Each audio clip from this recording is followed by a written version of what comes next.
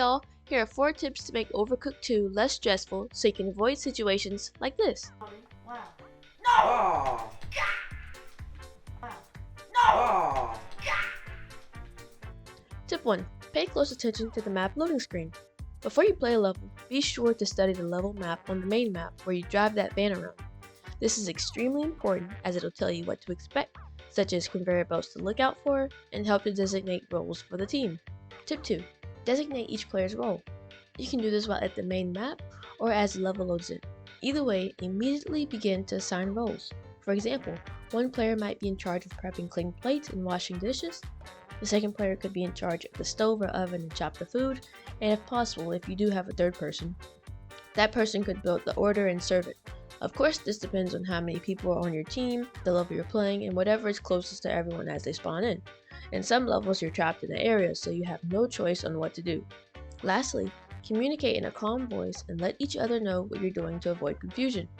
From our experience, yelling can lead to more stress and make the game more overwhelming, but honestly, it is funnier to yell and scream at each other, so. Tip 3. Throw food. As soon as the level begins, just start chucking food out of the crates towards the chopping board or cooking area, depending on the item.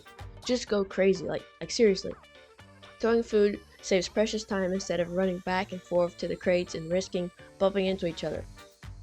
It's especially important to use this tip and throw significant amounts of food on the maps that split apart, for example like Ravenous Rapids and Buffet Balloon, to name a few. As a bonus, it's even better to throw food directly into each other's hands. It's efficient and makes a cool sound. However, there's no achievement associated with this, it's just something to do for fun. To add, you can also throw food into the pot or pan from far away besides running all the way over to it in order to begin cooking quickly. For the 4th and final tip, prep. Chop everything and just throw it aside instead of chopping an ingredient per order. Have a surplus of ready ingredients. You can also place buns, rice, or whatever base on the plate to be ready for the rest of the order, but have at least one plate set aside in case you have a side or a single dish item like chopped fish, shrimp, fries, or etc. But what happens if you don't have an extra plate? Don't worry, you can always just set the food aside on the counter so that you can just set, some chopped shrimp just directly on the counter and it's fine. But it's best to do this in an organized fashion, like in a row near the serving station maybe if you can.